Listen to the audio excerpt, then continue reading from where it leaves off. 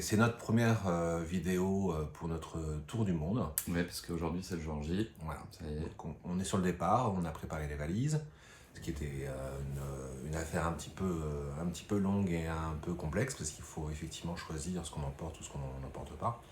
Et donc on voulait tout simplement aujourd'hui revenir sur le projet et puis sur son organisation. Voilà, pourquoi on a décidé de faire le tour du monde. Donc pour ceux qui nous connaissent, ça fait déjà 14 ans qu'on est ensemble et qu'on voyage dès qu'on peut. Après on a toujours eu ce rêve de se dire, comme les youtubeurs qui font des vlogs, qui font le tour du monde, ou les émissions à la télé qu'on peut voir, quelle chance. Et pendant le Covid, euh, on manquait un peu d'espace dans notre petit appartement parisien. Voilà, aussi.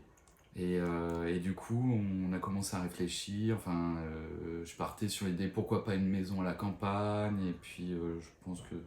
Bah oui, c'est moi du coup qui ai proposé autre chose. J'ai dit, on a toujours eu ce projet, cette envie d'un tour du monde.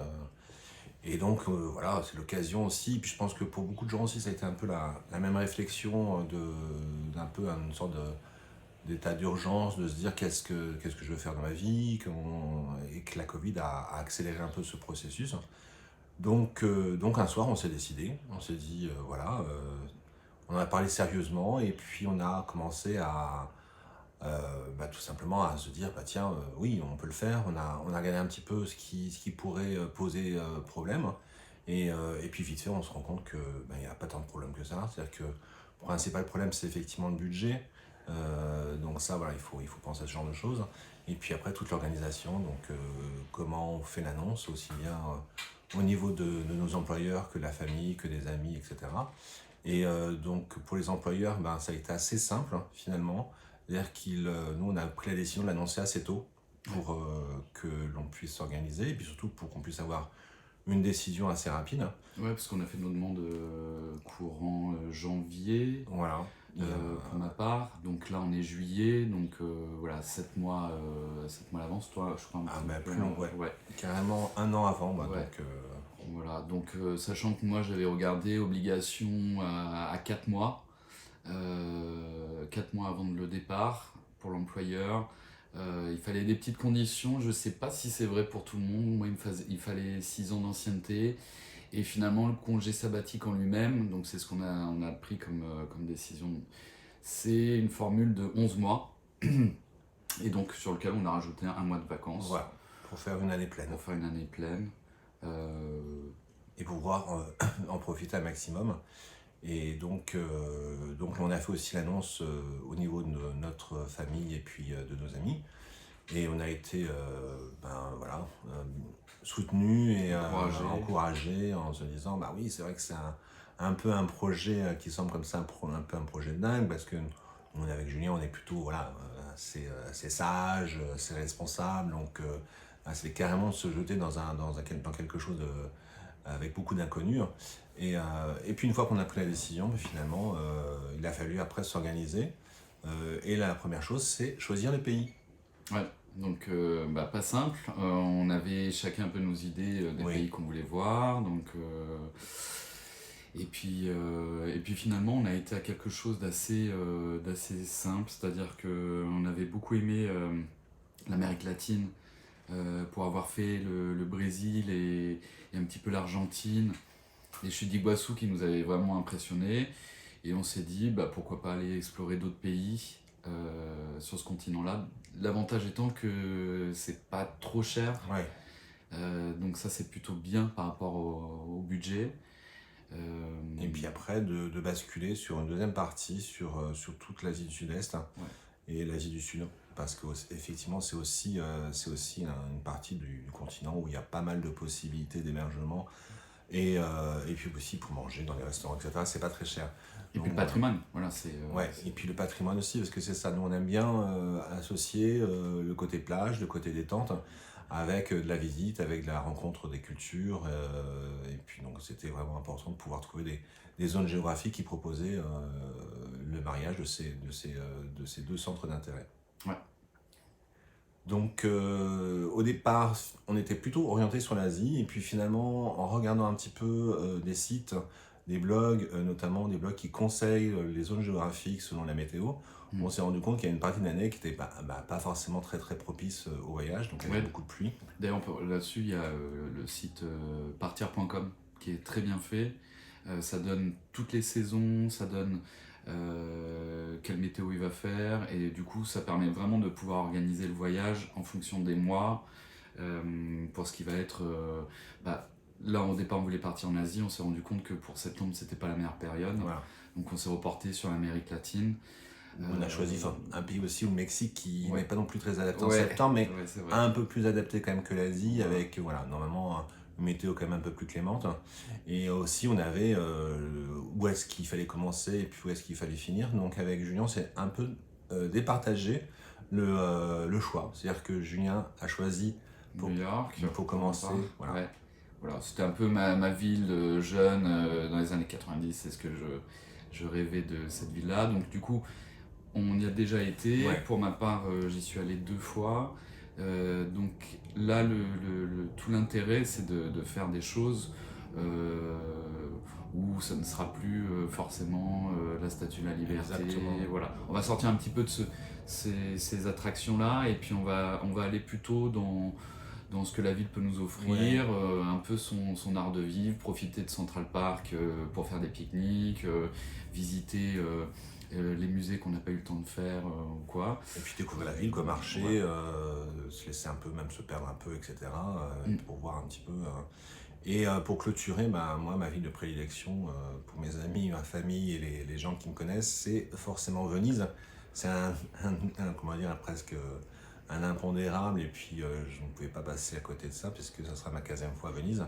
Voilà. Donc voilà, pour finir finalement, et puis 2 villes qui quelque part se ressemblent un peu, parce que c'est un peu des villes où les gens sont partis ou sont arrivés pour soit refaire leur vie ou soit découvrir d'autres pays. Donc voilà, c'est une sorte de boucle qui se boucle comme ça.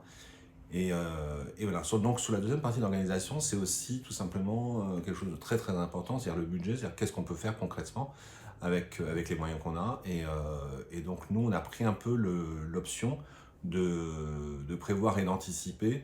Et donc on a plutôt organisé surtout sur la réservation des hôtels. Parce qu'on concrètement, on ne savait pas ce qu'on pouvait vraiment se permettre. Et donc nous, on a préféré un petit peu anticiper et voir budgétairement ce qu'on pouvait faire, quoi. Ouais. Donc on est parti sur booking.com, voilà, un grand classique, avec la condition de trouver des hôtels annulables, jusqu'à quasiment la dernière minute.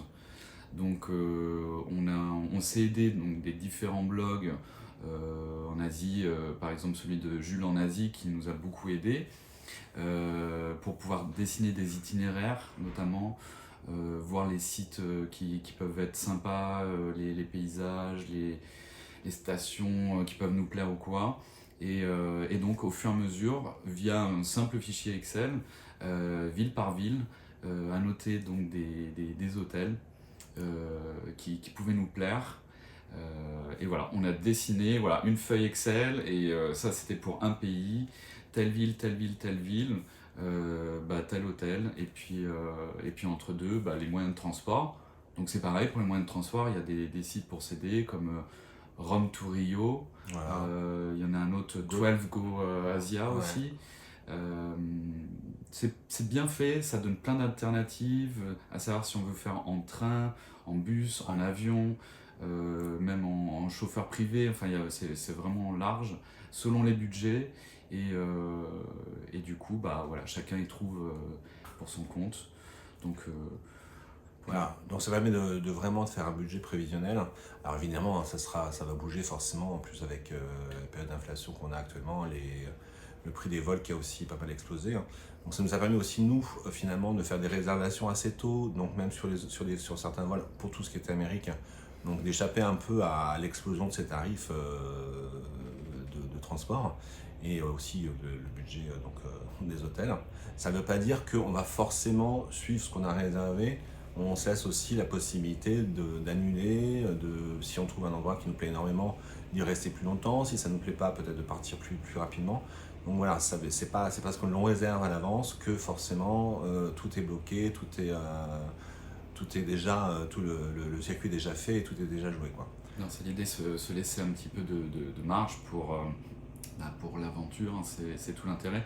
Ce qu'on voulait nous se débarrasser, c'était de tout l'aspect administratif, entre parenthèses, ne pas perdre de temps sur place à chercher des hôtels, c'est voilà. sûr. C'est vrai que ça offre une liberté par rapport à l'organisation, mais une fois qu'on est sur place, il faut chercher l'hôtel, il faut voir ceux qui sont disponibles et que ça reste dans son budget, sachant qu'à la dernière minute, c'est souvent aussi des hôtels qui se payent plus cher.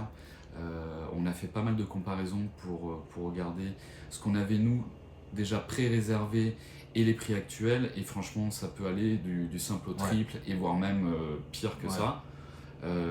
J'ai l'exemple là au Vietnam, un hôtel au Laos, à Luang Prabang, un hôtel 25 € la nuit. Là je le vois à 500 € la nuit. Donc, Parce c'est que énorme. ce sont des hôtels aussi qui étaient pendant notamment la fermeture des pays. Les pays étaient encore donc là s'ouvrent de plus en plus. Pendant la Covid, finalement, on faisait déjà des recherches. Donc il y avait des prix qui n'étaient pas du tout les prix vraiment réels dans une période plus ouverte ou avec du tourisme, etc. Ce qui explique aussi l'explosion des prix. Et puis aussi un peu une opération, je pense, de rattrapage de certains hôtels ou sur certains sites aussi. Donc voilà, ça c'est de l'organisation que nous on a choisi. Alors c'est pas du tout forcément une organisation très classique. Il y a beaucoup de personnes qui partent vraiment à l'aventure, qui prennent un billet d'avion, une nuit, et puis après tout le reste, ils décident selon si un bus arrive et que c'est un bus qui amène la personne sur un circuit complètement inconnu ou autre, hop, moi je monte dans le bus et puis je verrai après ce qui se passe. Nous, c'est pas trop notre trip, hein. C'est pas notre sensibilité non plus. Donc voilà, on verra, peut-être qu'on le fera, peut-être qu'on va s'orienter au fur et à mesure sur quelque chose de moins organisé. Et donc c'est un peu notre façon de faire à nous, qui n'est pas forcément très classique et puis très, très courante.